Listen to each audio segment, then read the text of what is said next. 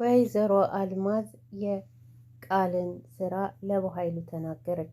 ቃል ሚስጥራቸውን አውጥታ ለዳጊ ተናግራ ሰላም ደግሞ ወርውራ እንድጣለቻትና የብሌን ወላጅ እናት እንዳልሆነች እንዳወቀች ብሌን ለበኃይሉ ተናግራ በኃይሉ ደግሞ ቃልን እንቅ አደረጋት። እንዴት ሚስጥራችንን ታወጫለሽ? ይሄ አንድ የከሃዲነት ውጤት ነውና አንቺ መገደል አለብሽ። ከሰላም መጀመሪያ አንቺ መወገድ አለብሽ አለ። ወይዘሮ አልማዝ እንግዲህ ሞታለች ተብሎ አስከሬን ሆናለች ተብሎ ተሸፋፍና ወደ ሌላ መኝታ ክፍል አስገብተዋት ነበረ። እንዳትሸት ሽቶ ሊቀቧት ሲሉ እሷ ግን ነቅታ ሁሉንም ነገር ተናገረች። ይሄ ሁሉ ነገር የደረሰብኝ በቃል ነውና ክህደት ተፈጽሞብኛል አለች። ብሌንና አሳዳጊ እናቷ ወደ እነ ሰላም ቤት ሲሄዱ ወይዘሮ አልማዝ እንግዲህ ሙታ እየጠቀለሏት ስለነበረ እነሱ ያሰቡት ፖሊስ ነበርና ግን የብሌን አሳዳጊ እናትና ብሌን ነበረች። ሁለቱ ሲገቡ ሰላም ግራ ገብቷት ነበረ። ሰላም እንዴት ነች ሲሏት እንኳ መልስ መስጠት አልቻለችም ነበር። ይቅርታ እትዬ አስጨነቅኳችሁ አይደል አለች ብሌን። አዎ አስጨነቅሽን፣ የት ጠፍተሽ ነው አለች ምላስና ምላሷ እየተያዘ። አይ ትንሽ ደከም ብሎኝ ስለነበረ ለዛ ነው አለች። እናቴሳ ብላ ስትጠይቅ ሁሉም መልስ አጡ። ሰላምም አይ ወደ ቤተሰቦቿ ሂዳለች አለች። ምን ሆነች ነው የኔ ልጅ ብላ ሰላም ጠየቀች ብሌንን። የብሌን አሳዳጊ እናት ወይዘሮ ገነት ብሌን እኮ ትላንትና እንደዚህ አድርጋ ነበረ ብላ ያደረገችውን ነገር ሁሉ በረኪና እንደጠጣች ስትነግራት ደነገጠች ብሌን። ዳጊ ደግሞ ወይዘሮ አልማዝን እንግዲህ ዳጊና ቃል በኃይሉ ወደ ሌላ መኝታ ክፍል ወስደዋ ስለነበረ እዛ ሆነው በሩን ከፈት አድርገው እያዩቸው ነበረ።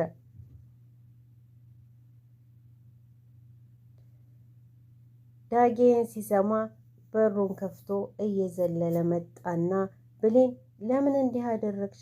ለምን ሰው እንዲህ አደረግሽው? ለማን ብለሽ እያለ አፍናፉ ተያያዘ። እሷም አለችው ዳጊዬ ደህና ነኝ አለች። የብሌን አሳዳጊነት ወይዘሮ ገነት በስስት እያዩት ነበረ።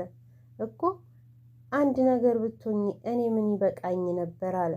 በስተመጨረሻም ደህና እንደሆነች ነገረችውና በሉ እንግዲህ ወደ መኝታ ክፍል ይዘኸኝ ሄዳለችውና ዳጊ ጋር ተነስተው ወደ መኝታ ክላሷ ሄዱ። መኝታ ክላሷ ከሄዱ በኋላ የተደረገውን ነገር ሁሉ ነገረችው። እኔ ብዙም አልወሰድኩኝ ሲሄድ እናቴ በረኪና ልትጠጣ ይዘው ስላገኘውኝ የእሱን ደግሞ እኔ በትንሹ ጠጥቼ አሳየኋት። አሁን እኔን እንዳታጣ ስለምትፈልግ ይህን ነገር አታደርገውም። እኔን የሚጎዳኝ ሳይሆን ያደረግኩት እሷን ማስተማሪያ ነው አለችው። እሱም በጣም ተገረመ። በጣም እኮ የምታስደንቂ ልጅ ነሽ አለ። አዎ ዳጊ፣ እናቴ እኔን በጣም ትወደኛለች አውቃለሁኝ። ደግሞ ወላጅ እናቴ መጣች ብዬ አሳዳጊ እናቴን በድያታለሁኝ። ከየትም አንስታ እዚህ ያደረሰችኝ አሳዳጊ እናቴ ናት። በእርግጥ እናቴንም ብፈልግም ግን ወላጅ እናቴን እየፈለግኩምም ወላጅ እናቴን አግኝቼ አሳዳጊ እናቴን ማስከፋት የለብኝም ነበር። በእኔ ምክንያት እኮ አጥቻት ነበረ። እኔ ደግሞ እሷን ካጣሁኝ ቆሜ አልሄድም አለችው። በቃ እሺ አይዞሽ አለ። ግን ዳጊ አንድ ጥያቄ ጠይቅህ፣ ወላጅ እናቴ የት ሄዳ ነው አለች። መልሱ ዳጊ ብሌን የብዙ የምነግርሽ ነገር አለኝ አለ። ወይዘሮ አልማዝ ወላጅ እናትሽ አይደለችም ሲላት እጅግ በጣም ጮኸች። ዳጊ አትቀልድ፣ እኔ ወላጅ እናቴን አልጠላም፣ ግን ደግሞ አሳዳጊ እናቴን ማሳዘን የለብኝም። ስለዚህ በስንት ጉድ ፈልጌ ያገኘኋትን ወላጅ እናቴን እንዴት እንደዚህ ትልብኛለህ? እኔን ከወደድክ ወላጅ እናቴንም ማክበር አለብህ አለችው። እሱም አለ ይህንን ስሚው አለና የቃልን ቮይስ አሰማት። እሷም በጣም ተገረመች። እንዴት እንዲህ ሊሆን ይችላል አለች። አንቺ እኮ ጠንካራና ብልህ ሴት ነሽ አይደለም? ስለዚህ ወድቀሽ ሳይሆን ቁመሽ አሳያቸው አላት። እሺ እሷስ ብትሆን እንዴት ልጇ ያልሆነችውን በዛ ያህል ታስመስላለች ብላ ተገረመች። ከዛ ዳጊ ተነስቶ ወደ ወይዘሮ ገነት ጋር ሄደ። በር ቆርቆሮ ወይዘሮ ገነትን ሰላም ካላቸው በኋላ ይሄንን ስሜት የእናትነት ስሜት ነው የተሰማኝና የሆነ ቦታ ማቅሽ መሰለኝ አላት። እሷም አለችው አንተን ሳቅፍ ድሮ የጠፋይ ልጅ ነበረና እሱን ያገኘው ይመስለኛል አለ። ሁለቱም እንግዲህ የእናትና የልጅ ስሜት በውስጣቸው እየተሰማቸው ነው፣ ግን አይተዋወቁም።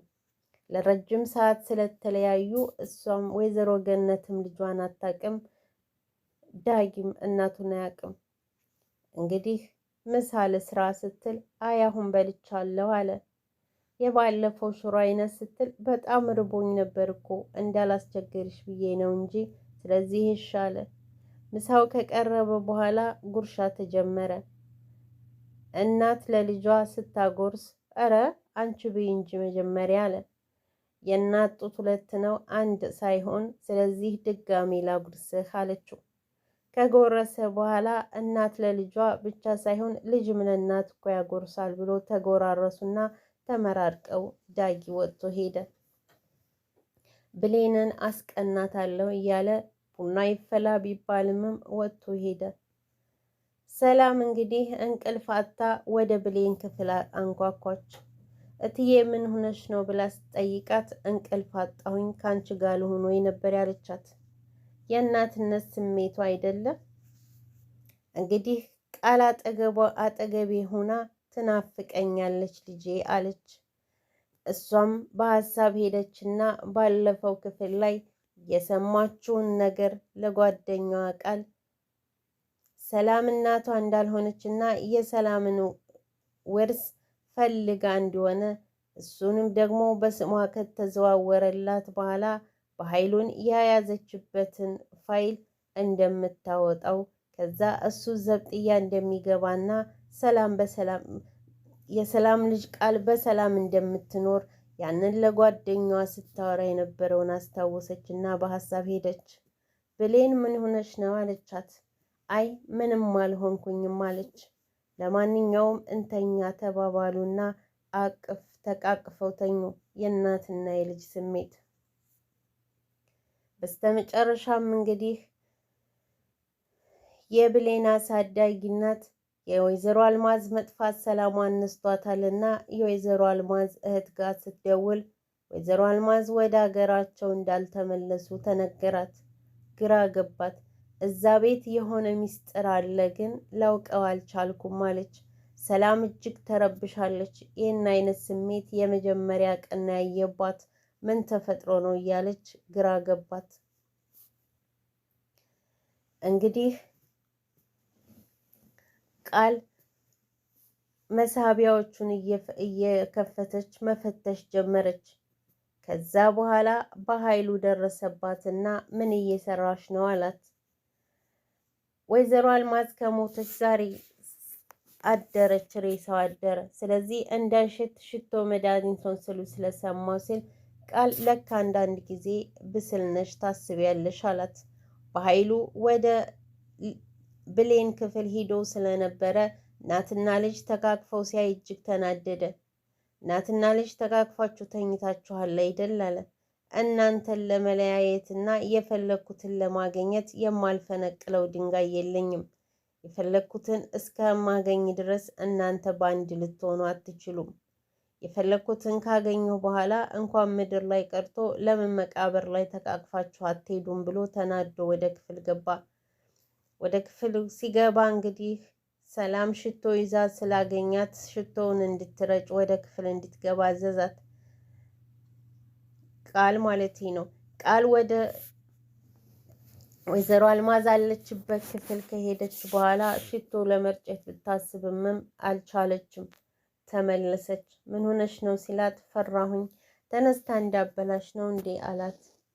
እኔ አላቅም በያምጮ ብሎ ነበር ሄደው። ከሄደ በኋላ ግን እሱም ለመንፋት አልፈለገም ነበረ። ያል አንቺ እንኪ ብሎ ለሷ ነበር የሰጣት። ስትንቀጠቀጥ ሲያይ ራሱ ተቀበላትና መንፋት ጀመረ።